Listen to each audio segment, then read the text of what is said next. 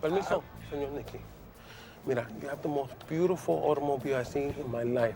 If I can just drive the car one time around the block, coño, papi, man, will mean the world to me.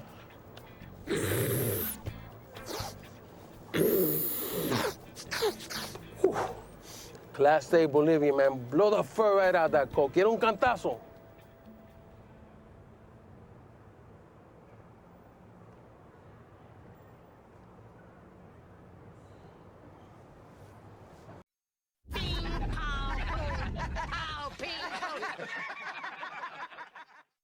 I've always considered Brian De Palma's Carlito's Way a stone-cold gangster movie classic, De Palma's last great movie and a solid entry in Al Pacino's filmography.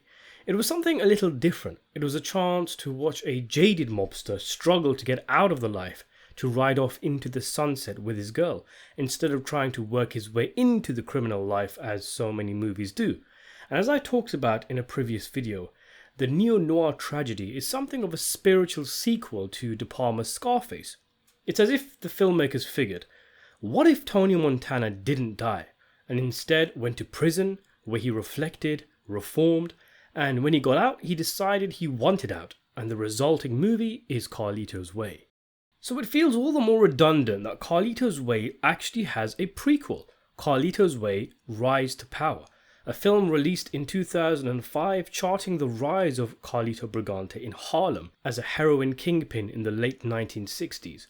I've been vaguely aware that there's this straight-to-video prequel out there floating around, and since we often review bad mob movies on the channel, like Mob Town, This Thing of Ours and Mob Cops, I thought I'd hunt it down and check it out.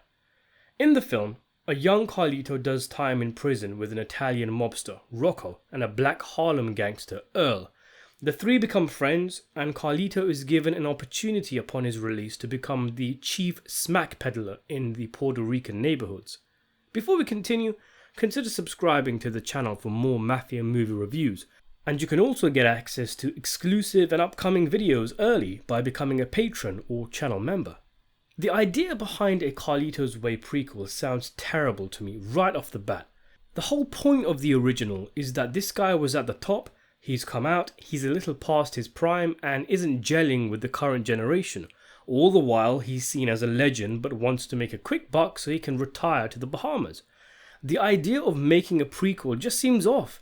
It feels like it's missing the point of the entire first film and feels unnecessary. I always envisioned the young Carlito would basically be Tony Montana, a wild madman, and we didn't need to see the rise because we already saw it in 1983. And this attempt was probably a lame, quick cash grab to make $1 off the Carlito's Way name when unsuspecting crime movie fans came across the flick in the bargain bin. Sooner or later, a turd will tell his tale, or at least I think that's what Carlito says in the opening line. Sooner or later, a thug will tell his tale. But to be fair, there is precedent for a prequel story, because the original film, Carlito's Way, is actually based on the second and final book in the Carlito's Way series, called After Hours. They just had to change the name of the film because there was already a Martin Scorsese movie called After Hours. So Carlito's Way is based on After Hours, book number 2, centering on Carlito seeking to go straight after being released from prison, all the while the first book, called Carlito's Way, has not been adapted, and charts Carlito's rise to power before his eventual imprisonment. So okay, fine, you've got a reason for the film to exist, and even though I've heard the movie more or less ignores the book, now let's see what you can do with the concept. Believe it or not, I did not go into the film looking to laugh at it and rip it apart. I was actually rooting for it, as I try to do for most of the films I watch. You obviously go in with very low expectations. After all, it's a straight-to-video movie, and straight away you can see its $9 million budget is far cheaper than the originals. And I was watching the movie throughout, though thoroughly unimpressed, but making mental excuses for the film to myself in my head. Yeah, this scene wasn't great, but I get what it's trying to do. Okay, the lead actor isn't memorable, but he's having to follow up Al Pacino. It's fine, it's fine. I felt like Joaquin Phoenix in The Joker, where he's holding up his cheeks, forcing himself to smile. But the movie's ending, which we'll get to, pissed me off so much that all the goodwill that I was trying to generate for it went completely out the window, because it's a complete slap in the face. So I'll say straight up, the film is awful, a complete disgrace to the original, a bland, D-grade, cheesy soap opera flick that feels cheap, stagey, and a massive step down in filmmaking craft, especially as De Palma is famous for his elaborative camera work, whereas in this film the amateur and static blocking is one of the most noticeable things about it. Even on its own, with comparisons to the original Waver, it is a poor movie all round, with the filmmaking caliber of a 1990s Goosebumps episode. Don't expect any of the wavy camera movements of De Palma going in and out of clubs with hundreds of extras. Instead, prepare yourself for dull and uninspiring framing and a cast so small you'd think there were only 36 or so people in the New York underworld. I just watched Obsession, which was made for less than $1 million in 2026 money, so I won't make too many excuses for how poor this film looks in spite of it being shot on 35mm film. It epitomizes that early 2000s video movie look. If someone walks in on you watching it, they might think that it's a skit show or the start of a porno, or one of those weird Mexican or Russian knockoffs you sometimes come across of Breaking Bad or The Sopranos. And that is if you consider it a straight-to-video movie, which I do actually have question marks over. Apparently, the movie played in a few theatres before being released straight to video. I wonder then if it wasn't always intended as a shameless straight-to-video cash grab, but intended for the big screen, and then pulled after the studio saw how awful it was doing. It would make sense then why there's a pretty decent amount of names in this picture. Of course, many of them were not famous at the time, but if you had this cast today, it would be considered an all-star crime film cast. The pick of the bunch are Michael Kelly. My people, they have a very dependable supply line. Burt Young as an old Italian mobster. You know something, Carlito? Suck on this. Hold on. Louis Guzman.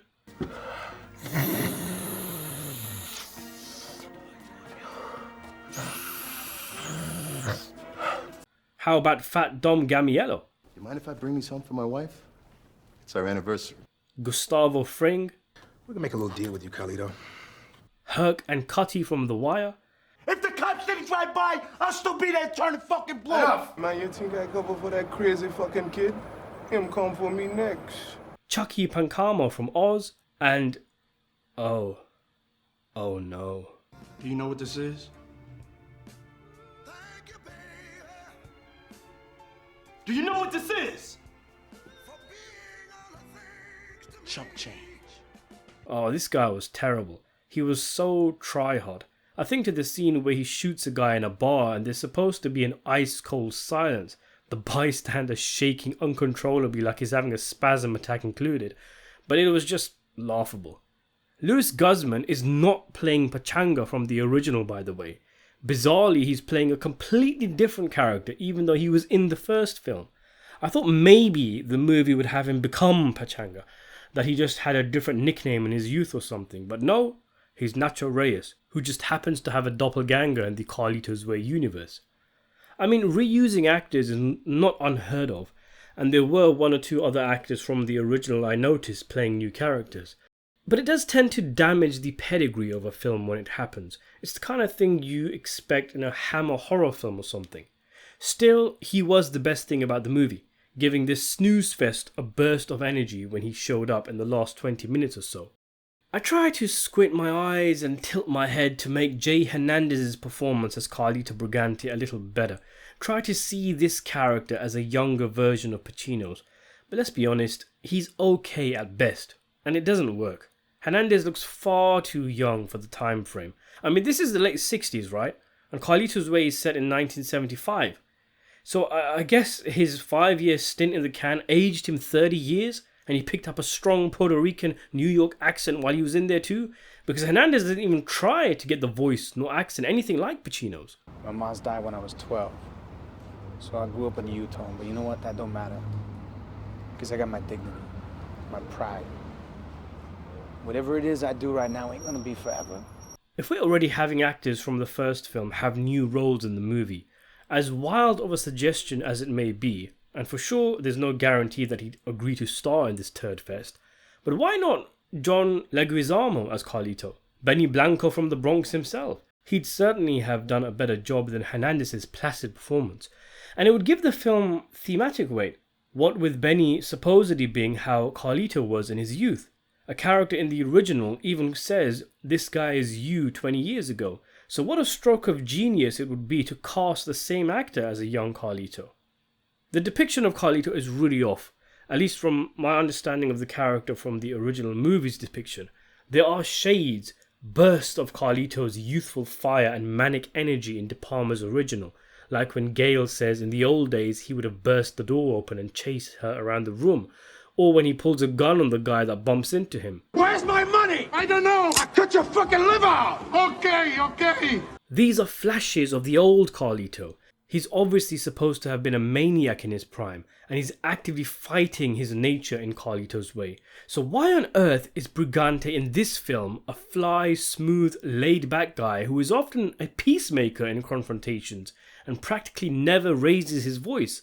He lucks his way into the business instead of rising to power and working his way up to becoming the legend he was in the original. The way the actor plays him actually reminds me more of Jackie Jr. in The Sopranos. Fucker. You gonna move to Barbados.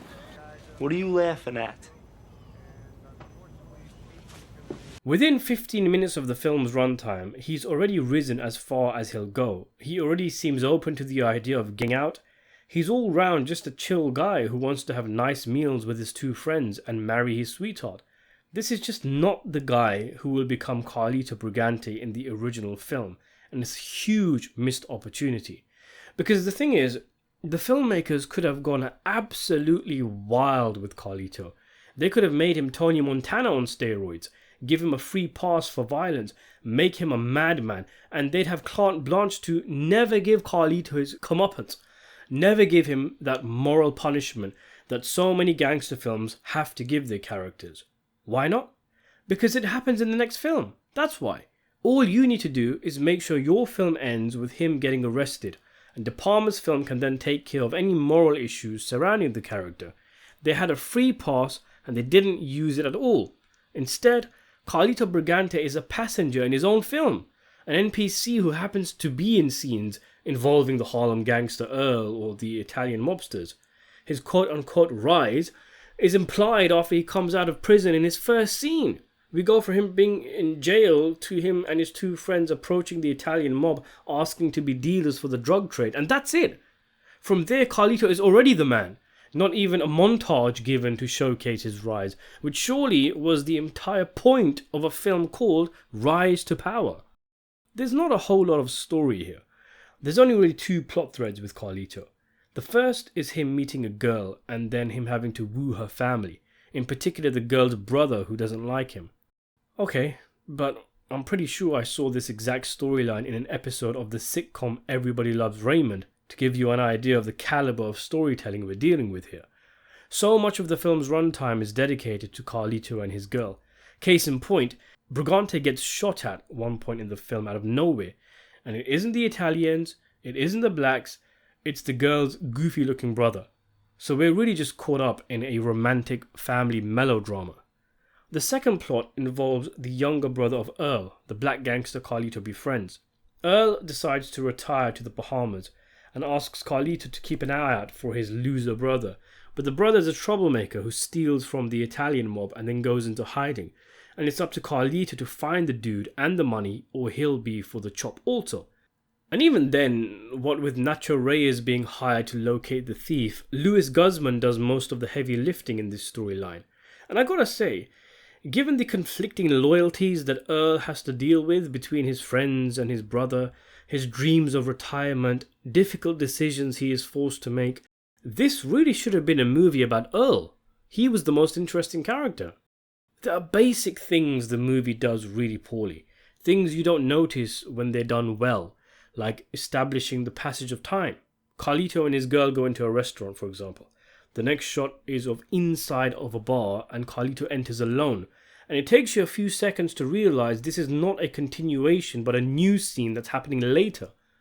A case of bad blocking in this scene, has Burt Young's face during his excellent exclamations at finding out his kidnapped son is alive obscured from the frame. And that bloody leather jacket squeaking all the time. It was so distracting.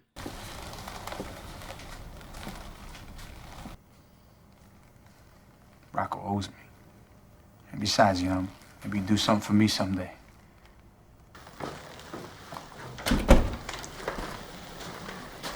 Okay, now the cut dope goes out in laundry trucks every day. The new dope goes in the same way twice a week. Go around about 20 other guys. All we gotta do is kill them all and take it all. So what do you think? I even found a scene online posted by one of the actors, probably a promo reel for him, but it's like an extended version of the bar scene purely to give us a more squeaking jacket. It sounds like it's gonna explode here.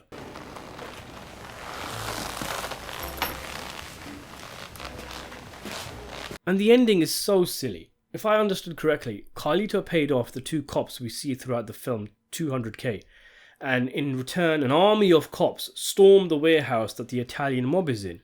No warnings, no announcements, just charging in all guns blazing, killing everyone and making it look like a mob hit.